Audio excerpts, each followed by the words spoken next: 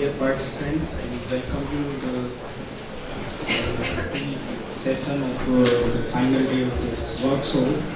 And I have been given the responsibility once again to introduce a stalwart in the field of optimization and machine learning, Professor Suresh Chandra. I think if I name just Professor Suresh Chandra, so he doesn't need any introduction or anything about him. If I say, that will be less.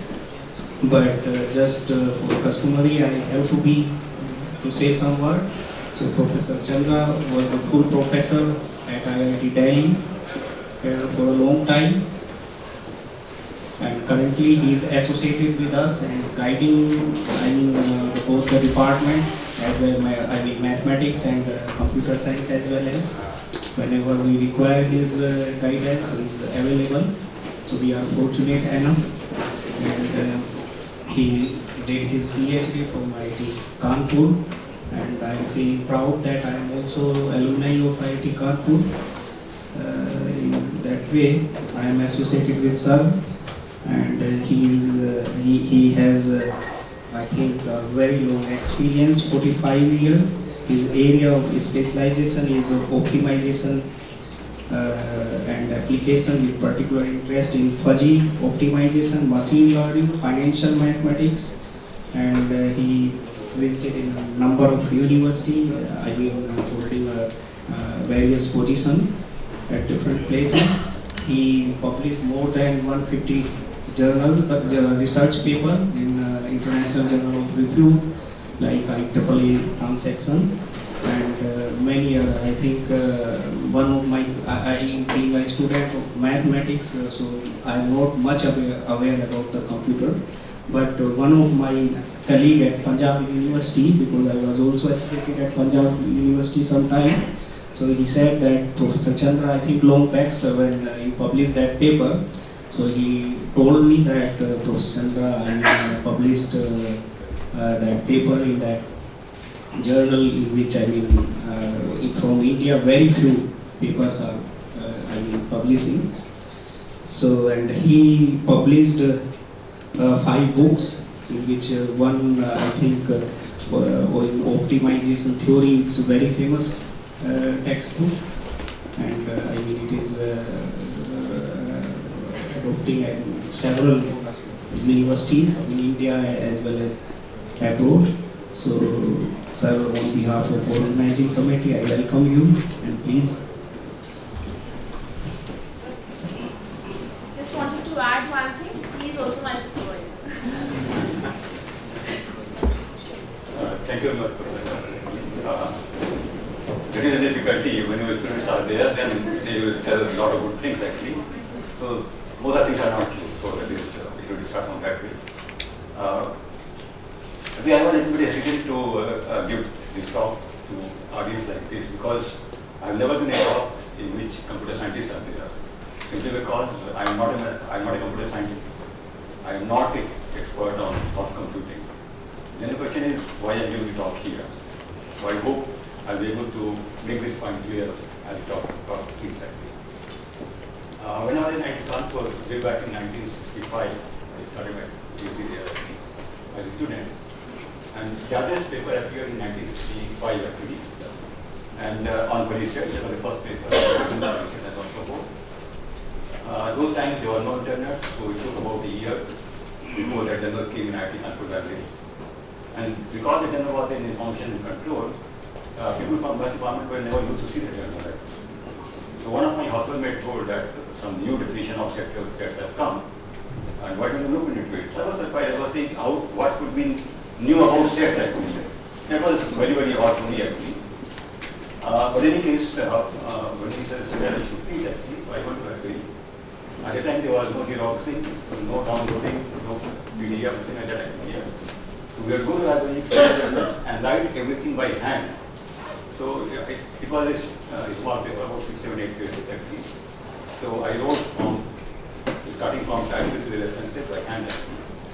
And the good point was that as you were writing by hand, so you were understanding what is going on actually. So I was really very got interested in things of that kind. And I came to the department, I told my supervisor and friends and so on and so forth that this is something new has come. And probably you can make use of this in area of optimization. At that time, because I Kanpur was with the support of other American universities, so we had one American professor, Franklin. He was there for 3 years. I happened to talk to him, and he told, don't think of working in this area, because you must know in the history that how Jade was opposed throughout America and so on and so forth. So I read it and then forwarded it. So almost for years and years, I never wanted to know what is happening in the area of fuzzy optimization and things of that type. It so happened that in 1998, I was visiting University of Manitoba in Canada with my collaborators there in what is the School of Math and Science. And there Professor Diman came and he gave a talk actually.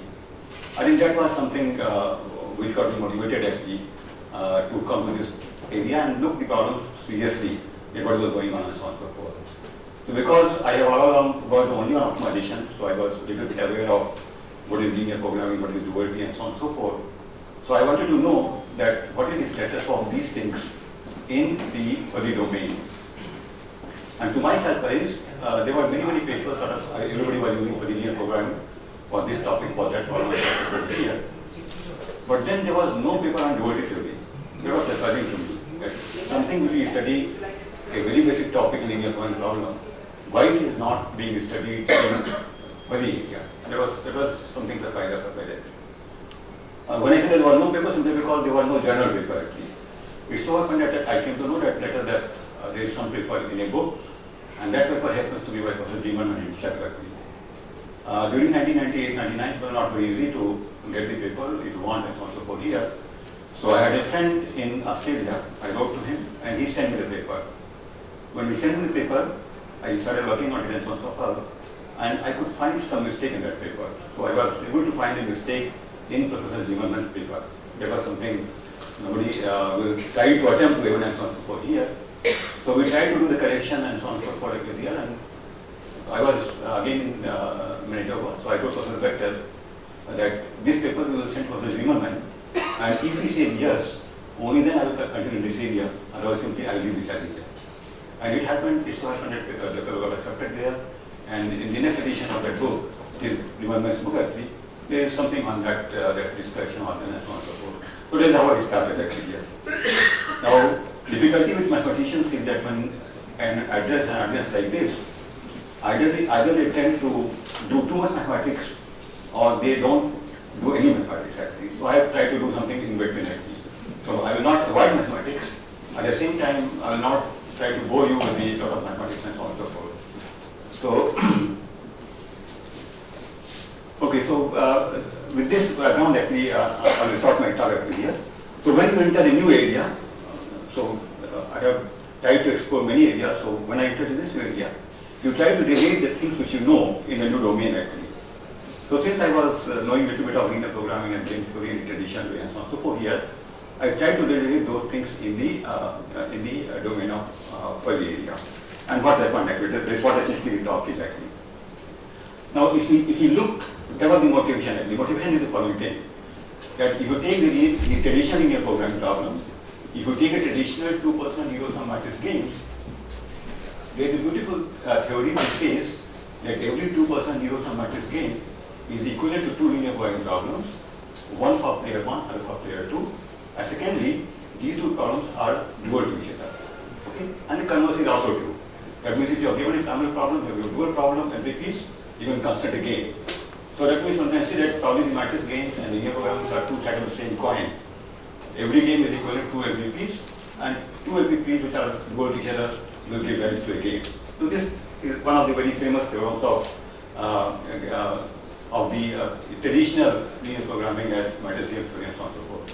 So my interest was what happens to this theorem when I am studying the problem in fuzzy domain. So that was the question which I wanted to ask. So before we come to the actual question, there will be no harm if I just give two definitions. So when you say 2% zero-sum game, that simply means there are two players and they are playing a game. So there are two players, so they will have something, there is strategies, and there will be some payoff. So for example, this is the game G, so this is a 2% zero-sum game. When I say Sm is nothing but set of all these strategies, so there is probabilities actually here for player 1 and for player 2. And this is a matrix of order disorder, which we call a payoff matrix. And what really happens that if the player 1 chooses this strategy and player 2 chooses this strategy, then this is the amount which is paid by player 2 to player 1. This is what is called payoff to player 1. Because the game is zero sum, so this minus of that quantity becomes payoff to player 2. So no money goes out. Whatever the one player loses, the other player gets, and so on and so forth. Then in that case, so this number is called the value of the game, and we are assuming that player 1 is a maximizing player, player 2 is a minimizing player, and so on and so forth. So that is the general structure of a 2% zero-sum matrix game is. There are not many examples in management, in economics, where such problems do occur. Now, purely for the interest of persons from computer science, scientists actually, I will just try to tell you that a new topic has come in computer science area, what is called algorithmic game theory. If you have not seen material on that actually, there is a very famous book by Vijay Vajirani. Vijay Vajirani was in IIT Delhi, I taught him in his first year, then he did PhD from MIT. Currently he is at Stanford, very well known computer scientist actually here. If you see the algorithmic game theory book of Vijay Vajirani, you will be able to relate every problem which you are studying in computer science on different areas. He has formulated that as a game problem at least. What I'm trying to say here is, traditionally, game theory was started by mathematicians, used by economists actually, but time has come and probably some of you should take as a future studies and research and so on and so forth here. We are using algorithmic game theory to study problems in computer science. There is a very close connections, but certainly to understand that we need to make some background on game theory and things of that type of here. But Vijay Vajirani is a well-known person, very well-known person internationally on this particular area here. So, and then so once the game is there, you want to define what is the meaning of solution of such game. So when we say solution, we basically mean the optimal strategies for player 1, optimal strategies for player 2, and the value of the game. And then it is same thing as it is headed point. So this is a conceptual thing actually. So given a 2% zero-sum game, we will see that we are solving the game, provided we can find out the optimal strategy for player 1, optimal strategy for player 2, and the value of the game, How to obtain this and so forth? For that you have to use the definition. So this is one definition, and this is another definition. This will be said that x star y star is a certain point of this function x y, and one can show that both are equivalent. So that's the standard way of defining the solution of the game. So when we are solving it, when we say that we are solving a 2% zero-sum matrix game, we essentially mean finding out the x star, y star, and v star. Okay. Now what really happens? This is what the main theorem of matrix game theory is. That given that 2% zero-sum game, we write down two problems, one for player 1, another for player 2. So the matrix is known, and so forth here. We will find out V and X and so on and so forth here. Solution of this problem will give me X star, which is the optimal strategy for player 1, and the value V star will give you the value of the game for player 1. Similarly here, Y star will give optimal strategy for player 2, and W star will give the value of the game for player 2. Because these problems are dual to each other, so V star and W star will be same. That is what Gordy theory says, and therefore will give the value of the game. So that means what I have told you right now is that given a 2% zero-sum game, if you want to solve it, that amounts to only solving these two linear programming problems. So one for player 1, other for player 2, and then the value of the game will be nothing but the common value of these two problems and so on and so forth. So very simple. Given a 2% zero-sum game, if you want to solve this game, simply solve these two linear programming problems and get the solution of the game. It so happens that the converse is also true. That means if you are given this linear programming problem, then we all know it is dual. Then we consider this matrix here. And what one can show that this game corresponding to this matrix will give you solution of these two problems and so forth. So that is the program. I mean, that is the real what I want to say, that every 2% zero-sum game is equivalent to two linear programming problems, one for player 1, other for player 2. These two problems are dual together.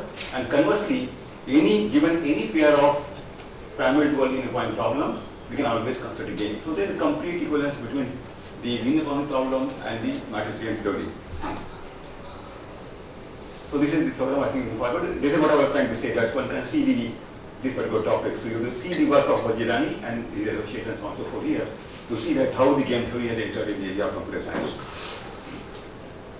So this is the question which I asked, that what happens to the equivalence between matrix games and linear Bohr's problem when they are studied in Fuzzy environment. So that was my question which I asked actually. Something which was so beautiful in a traditional sense, that knowing the game, I know the LPPs, knowing LPPs, I know the game. What happens to this particular beautiful equivalence when I am studying the problem in the Fuzzy scenario? So for that actually, so this is not a particular plurality, but rather necessity to understand the real life conflict resolution problems in meaningful way. So game theory enters here. So when there is a conflict, you want to resolve it. To resolve the conflict, you have to construct a game, because there are two parties, they have taken a stand. I mean, one party want to maximize, another one to minimize. So there must be some compromise. There must be some compromise. There must be equilibrium. So whatever it is the market, this market, that market, two parties, two political parties, maybe two national concerns. Conceptually, at least you can think of many situations here. But the main underlying thing is that there is a problem and you want to resolve the conflict. There the game theory will enter. So if you want to understand any real life configuration problem, probably the Fuzzy matrix game will enter, is what I am trying to convey to you actually.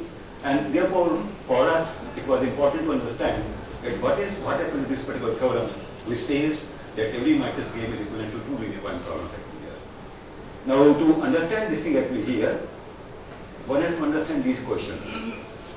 So, why Fuzzy optimization in the first place? Why should we be interested in doing any optimization in Fuzzy environment?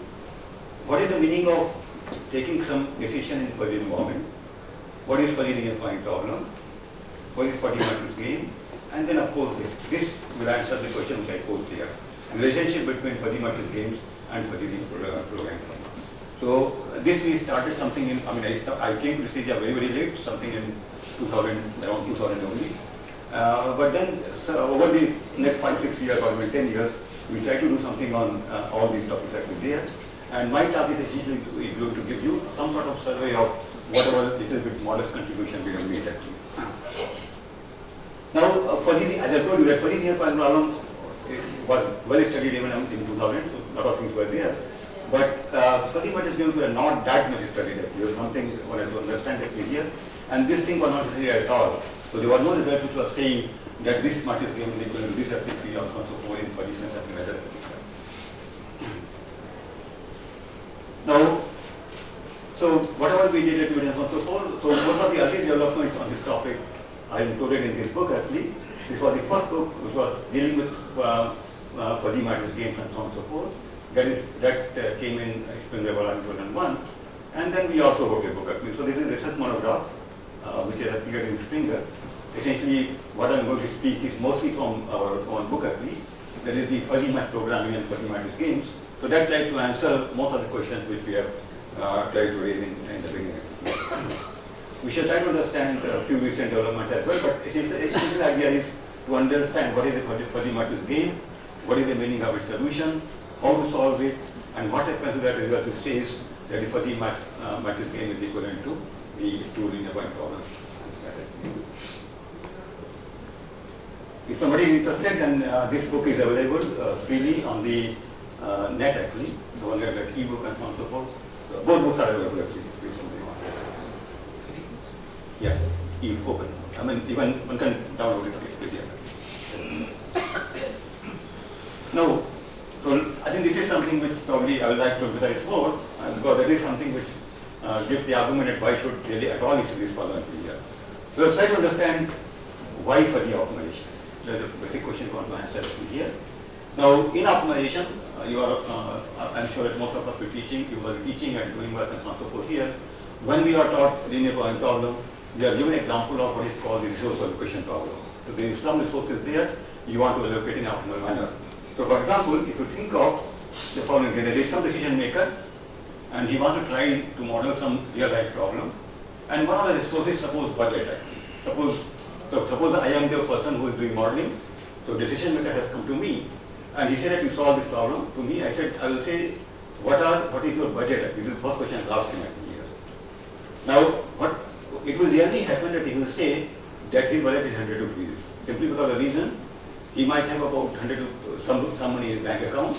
He might have applied for a loan. He doesn't know whether loan will get or will not get, and so on and so forth. Or he might borrow from his friends and so on and so forth. So how much amount will really come? he may not be sure actually. So essentially, no decision maker will ever be able to give the answer if I ask what is your budget and he will tell 100 rupees. Nobody will answer me here. The answer will be something like this one. Like this one. He will say that the available budget is most likely to be rupees 120, but certainly not more than rupees 150. Further, if things do not go the way she is expecting, it could be as low as rupees 100. In any case, he or she is very sure that it will not be less than rupees 100. So if I pose him the question, what is your budget? I will get this answer. I will not get 100 rupees. Okay, so nobody will tell 100 rupees. Similarly, he might come to me. I mean, normally I told that you give me a solution where my profit is maximum. Nobody wants that actually. No, I get to see a person who will say that give me a solution for profit is maximum. What the person will tell the following thing. That decision maker may ask for a production schedule so that the sales are significantly more than that of last year. That is what you ask actually. You will not ask maximize the profit. We all teach in the class that this is the problem, this is the LPP, maximize the profit, but it's not the real life. Real life is the person will tell me how many items I should produce so that my sales are significantly more than the last year. Similarly, you can think of a telemarketing situation. For example, you have employed somebody and I am your boss. So I might ask him or her, the decision maker may desire that at least 20 clients should be contacted, but it will be too bad if less than 20 are contacted. Okay. So we may all make statements of this type. Okay. I mean, there is nothing wrong with these sentences are meaningful, may not be meaningful the way we understand in mathematics actually, but certainly meaningful in a different manner actually. So the above situation suggests the role of fuzzy modeling in optimization. The traditional optimization faces the decision maker to describe the parameters precisely. That means if I am a traditional model and you have come to me, I will tell, if you give the answer that what is your budget, I will simply say that what you are talking, I don't understand what you are talking about. You tell me whether your budget is 100 rupees or 120 rupees. You are saying so many things, not, I mean, maybe more than that, or less than that, or close to that, and so on and so forth here, then make my story agree here. But the traditional modeling does not allow you to prescribe the problem parameters in this manner. But if I am traditional modeling, I will insist that give me a number. So maybe by force you give some number. So I will solve the problem and give a solution. But the point, what I am emphasizing that if you are forcing the decision maker to prescribe the precise parameters, then you are solving a wrong problem. Because he has never told that problem. He has told whether it is in this manner actually, but you are saying 100 or 120 and so on and so forth. So that means the traditional modeling has always been forcing the decision maker to prescribe the parameters precisely. And because of that, he is forced to give the numbers actually, which are not the exactly he has got in mind actually here. And because of that, the model which you have prepared, it is not the model of the real life. And therefore, essentially you are solving a wrong problem. So no matter how good mathematics you use, no matter what theorem you use, no matter how good you are algorithm, and you are going to giving a very precise solution. But remember, that solution is for a wrong problem, because you have not taken into account the problems which the decision maker has posed actually here. So that is what has been going on. It is something which is not quite able to be here.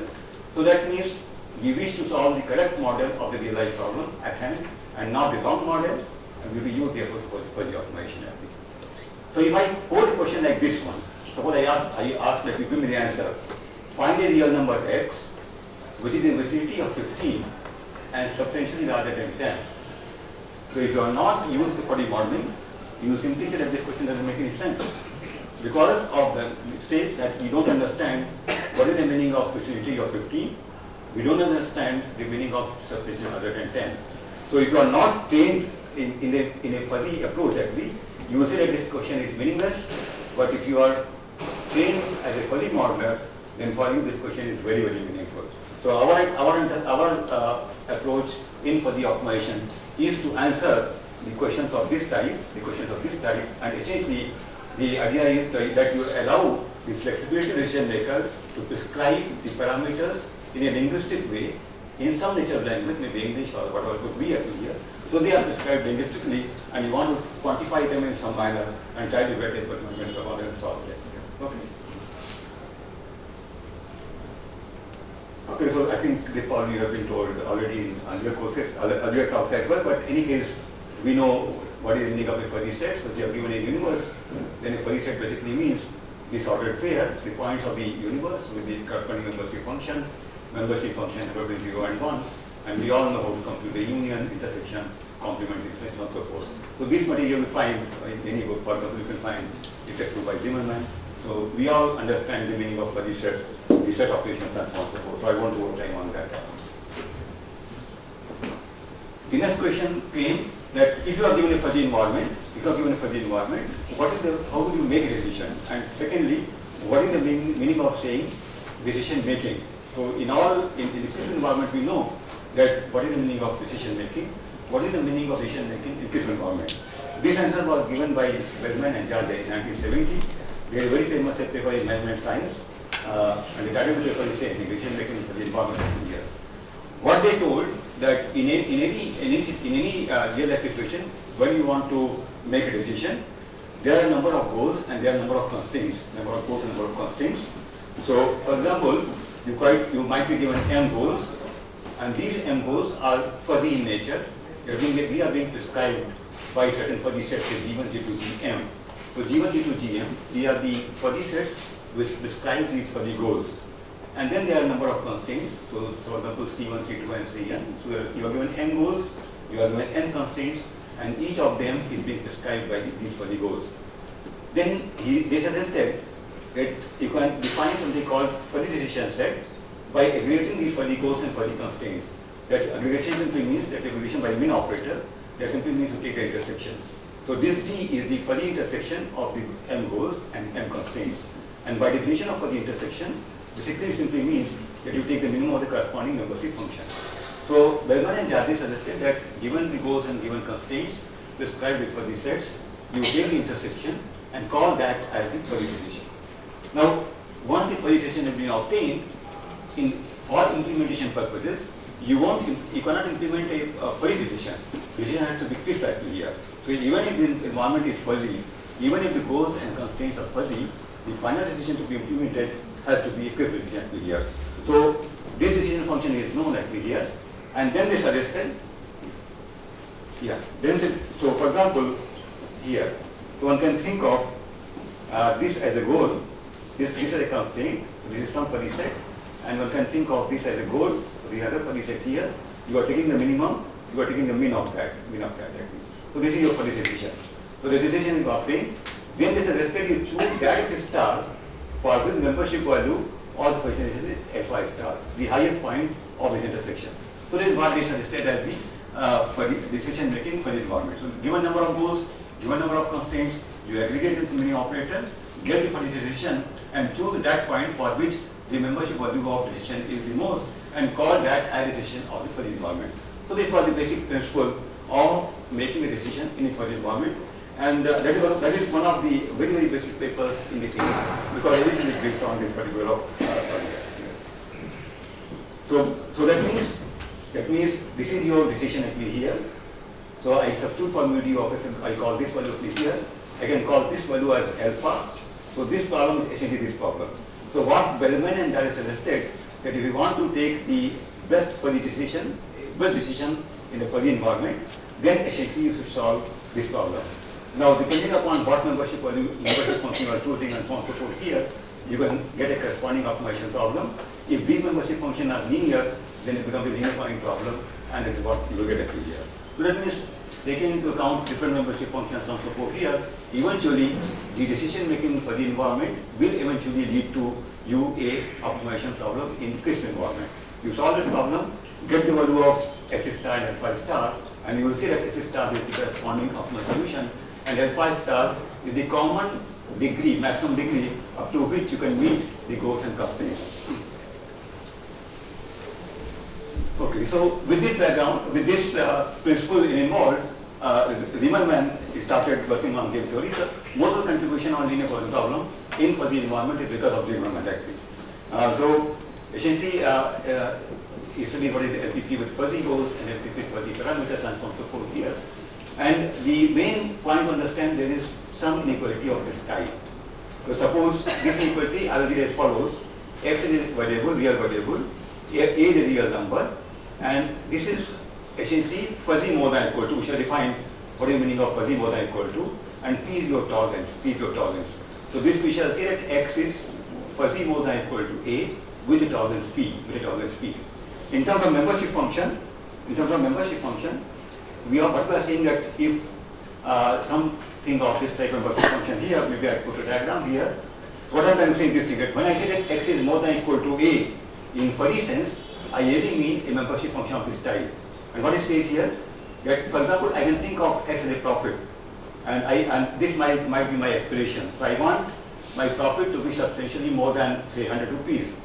Okay, so that simply means if the profit is more than 100 rupees, I am very happy. The membership value is 1. If the profit is less than 80 rupees, I am totally satisfied. The profit is 0. Membership value is 0. In between 100 and 80, my degree of happiness comes down from this number every year. So this inequality here we shall understand in terms of this membership function. So this is one of the basic things in linear programming. We all know that there are constraints. So because the constraints are there, in this scenario, the constraints are going to be fuzzy in nature, and they are mostly going to be of this type, every year. And therefore, these constraints we understand in terms of this membership function here. So now we understand what is the meaning of saying fuzzy more than a, fuzzy less than a, or equal to, and so on and so forth here. It will not depend. At least this inequality will get fixed once I decide what is the corresponding membership function. Okay, so what Riemann has suggested is the following thing. He suggested that there is no optimization problem as such. So one can think of, for example, this as profit. One can think of this as aspiration level. So for example, decision maker might say that give me a production schedule where my profit is essentially more than 100 rupees. So Z0 is known to you, and these are the resources actually, and this is nothing but fuzzy less than equal to, and this is your tolerance actually here. So Riemann has suggested that the analog of the traditional linear programming problem in the fuzzy environment will look like this one. Given a matrix C, given a vector B, given a matrix A, given the expression level Z0, find out P0, so that find out X0, given P0 and Pi, find out X0. And that will be the solution for your program here. So Z0 is the expression level of the decision maker, P0 is tolerance level for fuzzy goals, and tolerance level for that means the this tolerance will fix the data wherever you accept this label and so on and so forth here. Then we can go by the picture and write down this membership function. Similarly, you can have membership function for this one. I can substitute everything back here, and with a little bit of manipulation here, I will get this problem here. So what Riemann has suggested that problem we have posed, that problem is essentially this linear programming problem. So C is known to you, AI is known to you, BI is known to you, Z0 expression is known to you, P0 and Pi tolerances, and you solve this problem here, get X star as 5 star, and we shall say that X star is the optimal solution of the given linear programming problem, and alpha star is the highest common degree up to which the expression level Z0 is met, and the flexible constraint is not constrained, is constrained is satisfied. So that means the Riemann contribution is that taking the motivation from the Bellman and Jarvis principle, he recasted the fuzzy linear programming problem, got this equivalent twist linear programming problem, solve that, and get the corresponding solution. So not only do we know the solution, we also know what is the highest common degree, so that I am able to meet my expression level and things like that here. Now it is quite possible. For example, you might aspire for 100. You might aspire for 100. The value of every function may come out to be something like 90 only, and alpha star will find 9. That means there could be, what I can say, the situation may arise that you are aspiring for 100 rupees, but this problem says that you can't get 100 rupees with this tolerance. You get only 80 rupees. So if you are not happy, then there are two ways. What I'm saying that what I like most about this fuzzy modeling is that it behaves exactly the way we all behave. For example, if I am aspiring for something very high and I don't achieve it actually, most of us will feel bad. Now why are we feeling bad? We are feeling bad simply because of two reasons. Either my aspiration is too high or my tolerance is too low. Okay, that is the only reason here. Exactly the same thing is happening here. If you are aspiring for Z0 and suppose you are not getting that aspiration level. So in this alpha star is your degree to which your aspiration level could be met actually here. So that means if you feel that you are aspiring for 100 rupees and the problem is giving you 80 rupees only, then there are two ways. Either you bring down your aspiration level down or increase your tolerance, depends upon what you want to do. Then probably do it. So what I think that in fuzzy modeling, unlike Nyquist modeling, you will never obtain a solution in one iteration. When I say iteration, I don't mean iteration in middle class systems. Iteration simply means in terms of modeling. So once I give a solution, decision maker will go back and you will see that I was fighting for this much amount, but this is not I'm not getting.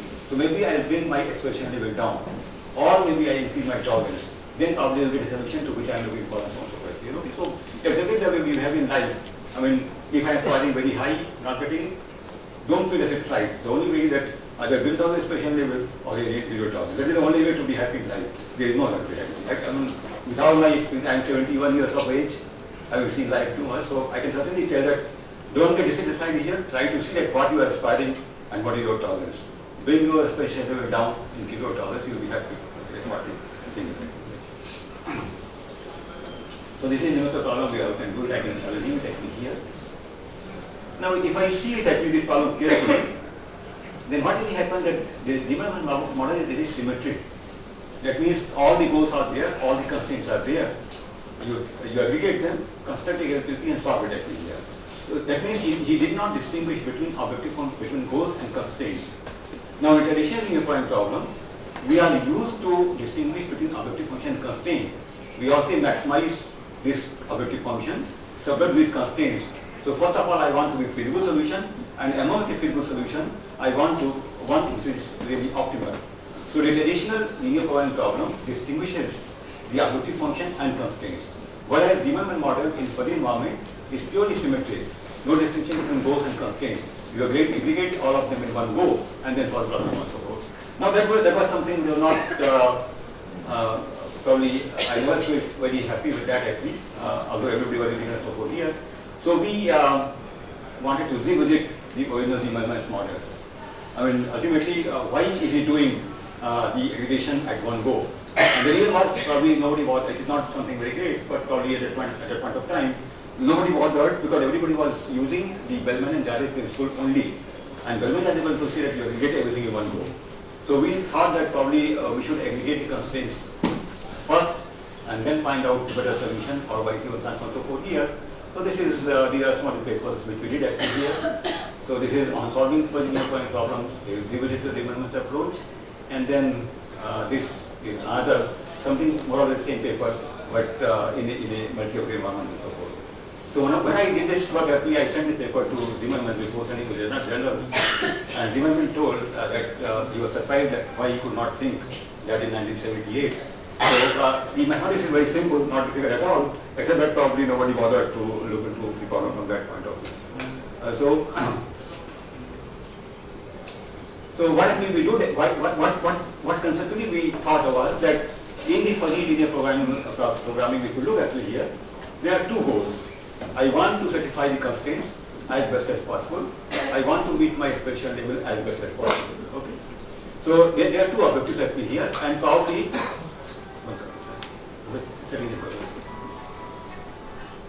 so what will happen that if I say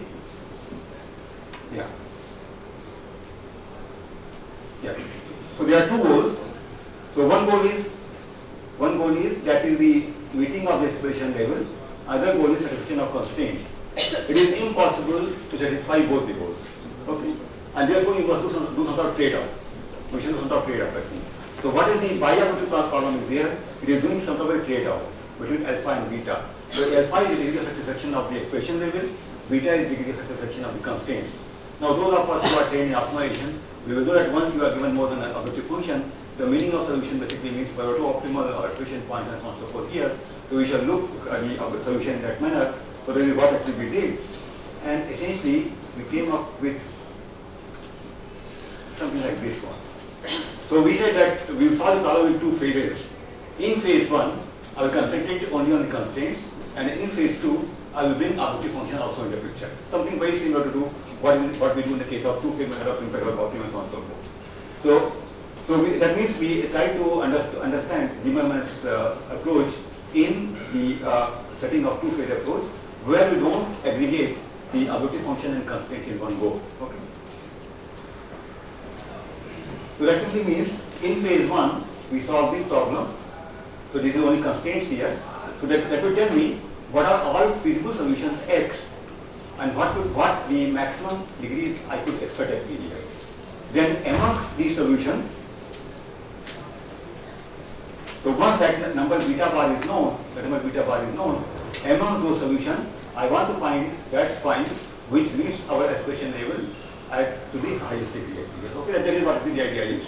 So it means in two-phase approach, we are trying to have a trade-off between the achieving the aspiration level and satisfying the constraints. This is very much in the spirit of the two-phase method which we study in the linear point problems and so forth here. And that essentially gave us this linear point problem. And if we solve that actually, then what actually we can prove theoretically is that the solution of this problem will be such that at least one of the components will be more than what the Lieberman got. Simply because earlier Lieberman aggregated both the constraints and the equation together and so on and so forth. So this is the, I think, you tell me when the time is. So this is, I mean, I will leave all these things because of the time constraints and so on and so forth. Then I came to this problem actually here. So that means we understood how to solve a fuzzy linear point problem when you are given the fuzzy goals. So essentially the Lieberman's approach, what we did was a very simple modification of what essentially his idea was. And everything is based on Bellman Lieberman principle. Now, next case, if I want to understand the fuzzy game, the next to understand it is the duality, because our theory in the crisp linear form says that every 2% zero-sum game is equivalent to crisp FPPs which are parameter procedure actually. So before we come to the fuzzy matrix game, we must understand what will be the nature of duality in the case of fuzzy Lieberman problem. So what will be thought of that I will take my LPP in this form, just like Lieberman. Then I will take the dual, or the way we are told in the case of inequality problem, except that now inequalities are, these are fuzzy inequalities, these are tolerances here, tolerances here, and so on and so forth. And with a little bit manipulation for membership function and things like that here, I get these two LPPs. Now, this is the linear point problem. This is also linear point problem. So, first temptation is to show that this is the dual of this problem in a traditional way. It doesn't happen. So, I mean, the duality in fuzzy linear problem does not go exactly the way duality in the case of linear problem in the crisp environment. So, that is not there. But what we could do, we could prove an inequality of this type. So, if I prove inequality of this type here, I think if you are modeling any problem in a fuzzy environment, whether your model is correct or not, the only check and that check should be done that if I take the lambda to be 1, then it should come back to the crisp problem. Then there is no inconsistency actually. That's what the idea is. That means if I put lambda is equal to 1 and eta is equal to 1 for primary and dual problem, this side becomes 0 here. I get C transpose X plus equal to B transpose D, W, and most of us will realize it is essentially the famous duality theorem of crisp linear point problem. Okay, so I know that when I got this result, I was really thrilled because it was something which makes sense actually. If I take lambda is equal to 1, eta is equal to 1, I get C transpose X more than B transpose W, that is your duality result. But what about the strong duality theorem? The strong duality theorem unfortunately is not knowing exactly, and that should not hold simply because when you are analyzing something, you don't expect that everything will go smoothly. Something will be missing actually here. So strong duality theorem holds partially. There is some sort of strong duality theorem, but not a strong duality theorem. So there is no strong duality theorem in the strict form with those problems and so on and so forth here. So this small result gave us the some sort of basic building block for studying duality for linear point problems in fuzzy environment. And in our work, we are going to make use of this duality result when in the case of matrix scale factor here.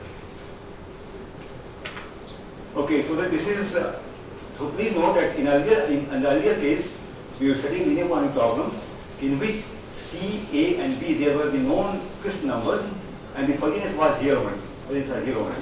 But now you can think of this as a vector of fuzzy numbers, this is a vector of fuzzy numbers, this is a vector of fuzzy numbers. Then the question is how to compare these two fuzzy numbers. So once we are able to compare these fuzzy numbers, this fuzzy problem is well defined. So these problems have also been studied originally by Jager in 1981. He was the one who suggested that how should you interpret solution of this problem here. there is some ambiguity here because whatever that you are given two real numbers, you can always compare them. If you are given two fuzzy numbers, there is no unique way of comparing. That is what we all know.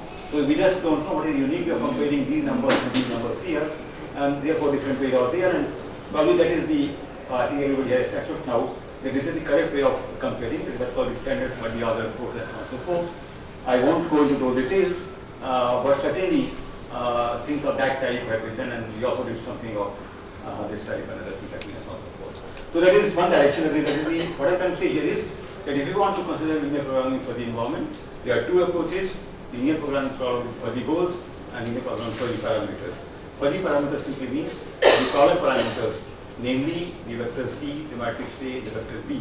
These are really fuzzy numbers. These are really fuzzy numbers. So we have definition of fuzzy number. We all know what is the meaning of fuzzy number. We know what is the meaning of alpha cut and things like that. We also, in particular, we know what is a triangle fuzzy number. So if you take alpha here, if it is interval here, that is your alpha cut. And we also know what is called trapezoid fuzzy number. So all those things are standard. So this is your definition. I think I'll leave it here and come back to the. Welcome to fuzzy matrix game. Now this fuzzy matrix game, in some form, it was given originally by Campos in 1989, and then everybody forgot it actually. Nobody bothered after that actually here. Nishiki, Taki and Takawa, they gave material to 2001. They are the one who people from Campos and tried to do that here. And then we tried to do something in 2004. The matrix game is about matrix game with fuzzy goals. The matrix game with fuzzy payoffs, where it's studied in 2004, 2012, and so on and so forth. It's still going on. People still Please note that what I am going to discuss is only 2% game. But the real life is not 2% 0% game. Real life is n% game. 3 or 4 or 5 or 10 or 100. Simply because what will happen is that if you are given more than two players, then what is called correlation. Some players may combine to beat the third player. Okay, so that is correlation. That is the real life. There are three companies competing in a market for a product actually. So two companies might combine to get rid of a third party and so on and so forth. So the real scenario is going to be n% game theory. N could be 3, 4, or 500. And there the concept of correlation comes into picture. And correlation is the main thing actually here. Now once the correlation is there, suppose we three combine and get some amount. The question is that how this amount which three have earned, how to distribute. Okay, so there must be some way of identifying the contribution of each of the player in the coalition. That is a pretty technical question, so first we have to clear here. But certainly that is very, very important. So n% game theory allows the players to form coalitions. And then the problem is that suppose the coalition has been formed and a particular coalition has won certain amount, then the question is how to distribute that amount amongst the participants in that coalition. That could be decided only in a manner so that we are able to understand the contribution of each of the players in the coalition. That is a critical thing. A lot of things are there. But certainly this topic is a very hot topic now. N% game theory is a very hot topic. That is why some people have also started studying now the n% fuzzy matrix games. So the very less work has been done, but certainly a lot of work has been done. So what I think we shall do that. Fine. So what I will do that I will forget everything actually here, and I will just discuss a little bit of fuzzy matrix game with fuzzy goals actually here. Okay, so if I want to define the matrix game with fuzzy goals, so there are two players. I am studying only 2% zero-sum matrix game. So there are two players. This is the static space for player 1. The static space for player 2. A is the pair of matrix. V0 is the value of the game for player 1, which is firing. W0 is the value of player 2 is firing get actually. And because player 1 is a maximizing player, so this is fuzzy more than equal to, and this is fuzzy less than equal to. So this is what actually our definition of a 2% zero-sum matrix game with fuzzy goals is actually. So this is what our definition is. So maybe, so one can define the solution. So this is exactly more or less borrowed idea from the traditional game theory.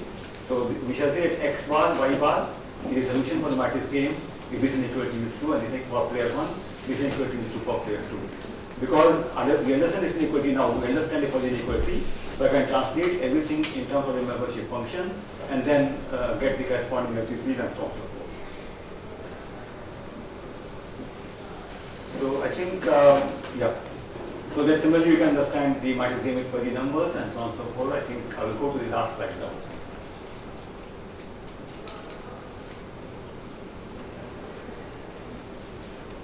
Yeah, I will come over here.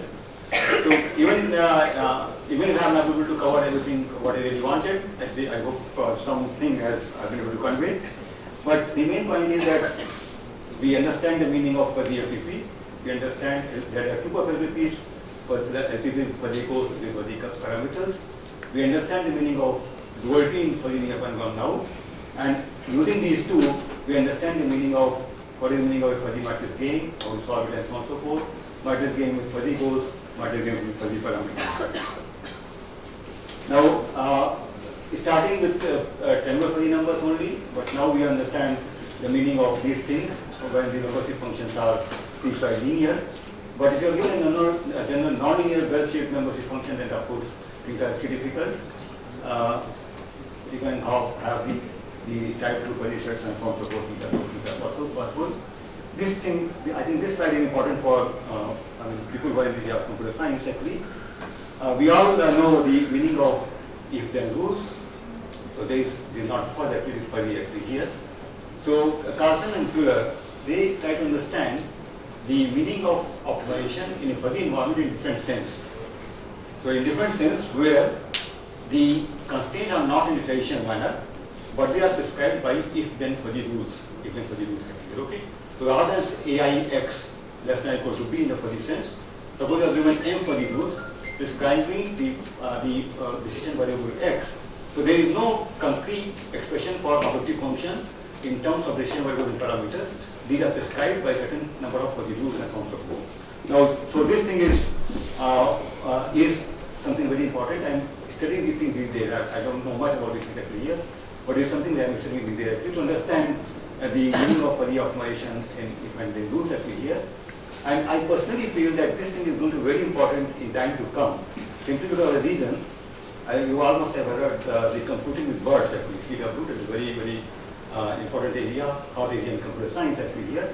So computing in words, I believe I'm not very sure, but computing in words is going to be including in this type of thing actually here, fuzzy optimization with even rulers and so forth. So there has to be probably going to be some sort of understanding, some sort of combining the computing with words with the optimization in fuzzy environment. That optimization is not going to be in the sense of Riemann. That optimization is going to be in the sense of Carlson and Fuller, where the constraints are being prescribed by a number of fuzzy rules and so forth. So personally, I think this is something which is probably at the interface of the mathematics and computer science, and that probably will return to and so forth. Okay. Since I am associated with this university now, I am getting some opportunity to learn a few things from faculty here, from the students and so on and so forth, because I have always been trained in around my life only through mathematics. So whatever optimization I know, it was the way I was taught, the way I teach and so on and so forth here. But certainly the time has come when probably we have to go outside my department, try to meet people in computer science area and engineering area and so on and so forth here, try to understand their problem, probably contribute. That probably contribution will certainly be more fruitful than simply sitting in our own office and doing some work. Thank you very much for having this opportunity.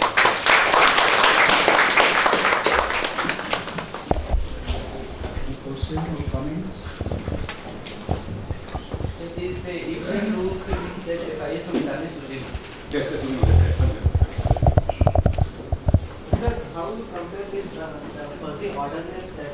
That's what I'm saying. That there are a number of ways actually. These are unique way actually. So what we do is we find something called fuzzy ranking function by using that. So maybe if some of you are interested, I can give my videos and then you can just study. And one more thing, sir. In the earlier versions, when we are having the constraint and the goals in the work, what's the problem with that? And second one is what is the fuzzy constraint? Yeah, the problem is as follows that there are two goals actually. I want to rectify the constraints and also I want to meet by question level. Now the earlier approach that we were getting together actually, they were not distinguishing between constraints and goals. So it is quite possible that I might be interested in having more degree to the constraints, more important to constraints than the equation table, or more important equation table than constraints. So earlier approach was not aligned with equation. This approach is aligned. So we should thank the speakers once again. How nicely he explained the, basic and advanced concept in the fuzzy linear programming and fuzzy matrix games. So we are very thankful to you. Thank you once again. The next speaker in this session is Professor Danesh Lwani, and my colleague Professor Resma will introduce him.